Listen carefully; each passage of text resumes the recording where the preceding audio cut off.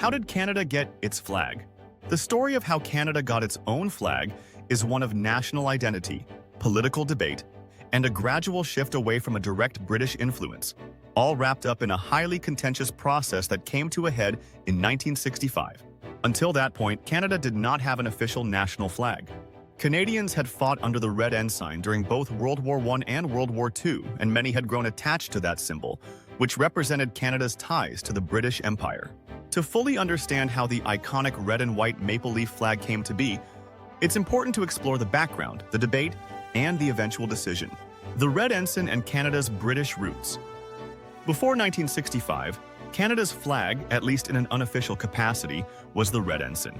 This flag was a modified version of the British Red Ensign, featuring a Union Jack in the top left corner and a shield displaying the coats of arms of the Canadian provinces on the fly. For many Canadians, this flag was a strong symbol of the country's colonial history and its loyalty to Britain. After all, Canada, as a dominion of the British Empire, had fought bravely in both world wars under this banner, and the Red Ensign was flown proudly by Canadian troops. The symbolism was clear. Canada, while an emerging nation in its own right, was still very much tied to the British crown. The use of the Red Ensign extended beyond the battlefield. It was flown on government buildings, at public events, and by Canadians who strongly identified with the British heritage. But here's where things start to get complicated. Canada was evolving, and the question of having a flag that truly represented the country, separate from Britain, began to grow louder. The push for a distinct Canadian identity. By the mid-20th century, Canada was asserting itself as a nation with its own identity, separate from Britain. The post-World War II era saw a rise in Canadian nationalism, and many Canadians began to question whether it was still appropriate for the country to be represented by a flag that prominently featured British symbols like the Union Jack. Prime Minister Lester B. Pearson was one of the key figures pushing for a new national flag.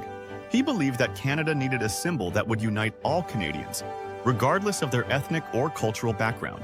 Pearson's vision was for a flag that could represent Canada not as a British colony but as a modern, independent nation. However, this idea was not universally welcomed. Loyalty to Britain was still strong in many parts of the country, particularly among veterans, monarchists, and conservative groups. Many people felt that abandoning the Red Ensign would be an affront to Canada's history and its relationship with Britain. The Red Ensign, after all, had been the flag under which Canadian soldiers had fought and died in 2 world wars. To these Canadians, the idea of replacing it with a new symbol seemed almost sacrilegious. The Great Flag Debate. The debate over the flag reached a fever pitch in the early 1960s. In 1964, Pearson's government introduced the proposal to adopt a new flag, and it sparked a heated months-long debate both in Parliament and across the country. The divide was stark. On one side were those who supported the idea of a new flag as a symbol of Canadian independence and unity, and on the other side were those who saw the Red Ensign as a critical part of Canada's heritage, one that shouldn't be discarded lightly. The debate wasn't just about design or aesthetics, it was about what kind of country Canada wanted to be. Pearson himself had a personal stake in the matter. During a 1964 speech, he presented a flag design featuring 3 red maple leaves with blue borders, which he called the Pearson pennant.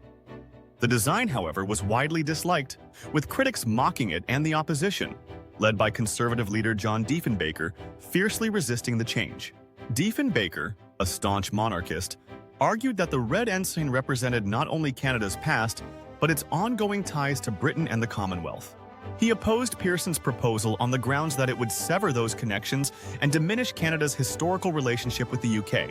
He also emphasized the emotional attachment many Canadians, especially veterans, had to the Red Ensign, the new flag and its symbolism.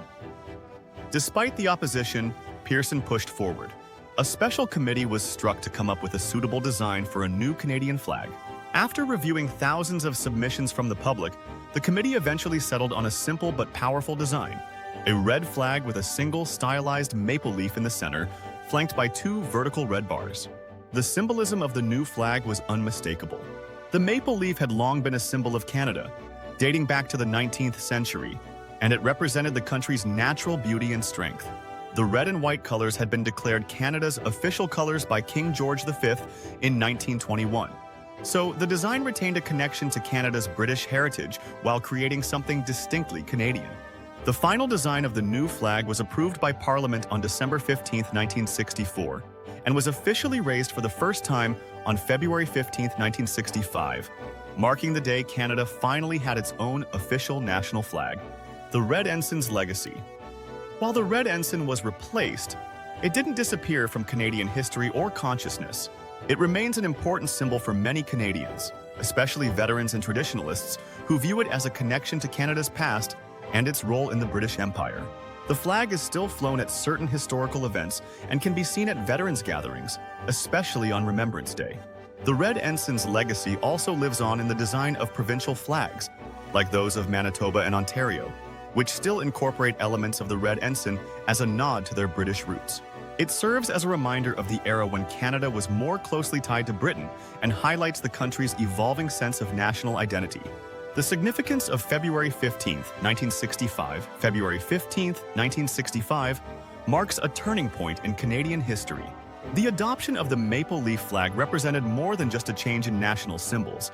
It was a declaration that Canada was stepping out from under Britain's shadow and forging its own path. The decision to create a new flag, while deeply contentious, ultimately helped unify the country by providing a symbol that could be embraced by all Canadians, regardless of their background or loyalty to the past. Today, the maple leaf flag is recognized around the world as a symbol of Canada's independence, peace, and multiculturalism. Its journey from concept to reality was not easy, but it has since become a beloved emblem of the nation, representing both its rich history and its bright future.